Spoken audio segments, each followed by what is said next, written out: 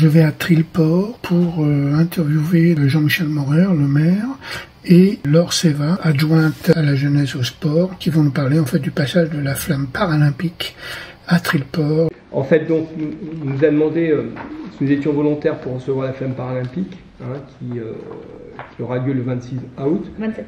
Le 27, pardon, autant pour moi.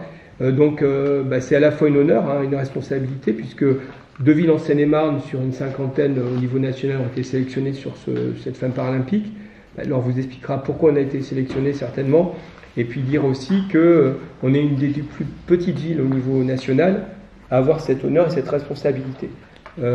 Avec déjà, je crois, Laure a repéré quelques idées clés sur ce qui va se dérouler, en partant du principe également qu'il y aura des événements qui seront à la fois organisés par le département, et le département est vraiment la partie maîtresse du rouage, tant d'ailleurs pour la flamme olympique que paralympique. Je rappelle que c'est le département qui est la collectivité organisatrice et qui a déjà, donc, en plus des dates qui vont peut-être se décliner avec des actions aussi intercommunales qui seront menées sur l'agglomération du Pays de Meaux, eh bien, Laure va pouvoir vous expliquer pourquoi Trilleport, et puis comment on compte aborder cet événement qui est pour nous quand même un gros événement à l'échelle de notre ville. Mais un gros événement qu'on gérera avec nos moyens et nos capacités, on ne pètera pas les plombs comme on dit. Ouais. Voilà.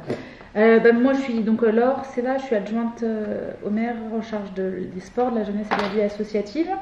Et en casquette numéro 1, je suis professeure de PS au collège à Trilleport. Donc je suis venue entre deux cours et j'y retourne.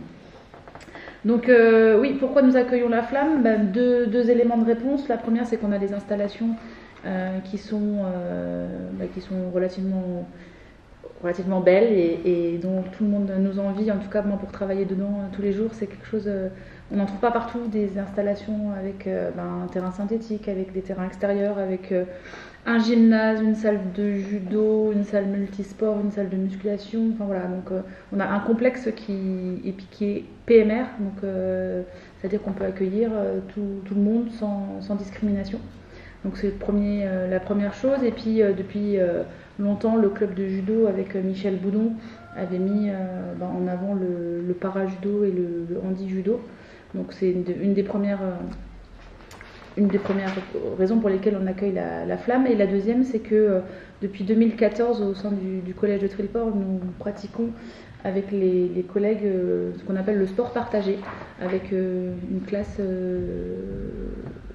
des élèves qui sont valides et des élèves qui sont en situation de handicap. Et donc avec 2 élèves de chaque côté, 2 élèves valides, 2 élèves en situation de handicap, on monte des équipes et on participe depuis 2014 au championnat de France. Et donc on est champion de France en 2022, champion de France en 2023. Et donc je pense que voilà, cet engouement sur le sport partagé est aussi une des raisons qui ont poussé le département qui est aussi en charge des établissements, des collèges en tout cas du département. Donc c'est une reconnaissance aussi par rapport à cet investissement dans le milieu du handicap. D'autant qu'il y a eu une journée lors de la semaine paralympique.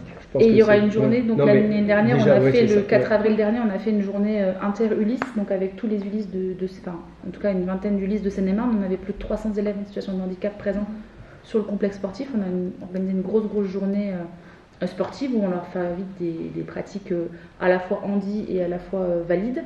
Et donc le département a aussi apprécié, ils étaient partenaires de cette journée et ils ont apprécié l'organisation, la gestion, les activités qu'on a proposées. Et donc cette année, rebelote, on recommence cette journée. Donc de nouveau le 4 avril, cette fois-ci ce sera un jeudi, lors de la semaine olympique et paralympique. Même chose, donc avec les Ulysses du département, cette fois-ci des Ulysses du Nord Seine-et-Marne. Alors que l'année dernière, on avait affaire à toute la Seine-et-Marne. Là, on va couper Nord et Sud, puisque ça prend en fait les Ulysses, les établissements scolaires qui accueillent des Ulysses souhaitent participer à cette rencontre. Donc du coup, on est obligé de scinder en 2 lieux distincts. Alors moi, ce que j'avais demandé à Laure aussi, c'est et on est vraiment au début de la démarche, c'est d'initier donc un comité de pilotage qu'elle commence à structurer. Donc on accueille la flamme paralympique. Elle sera à Trilleport le 27 août de 9h à 11h. Donc elle effectuera un relais de 3 km, donc porté par une quinzaine de relayeurs qui pour l'instant ne sont pas connus. Alors ce qu'il faut savoir, c'est qu'on a eu trois réunions depuis début janvier, 2 réunions sur Triport, et puis notamment avec le COJO, le département, sur les problèmes de sécurisation du site. Donc ça ne se fera que sur ce site, c'est assez clair.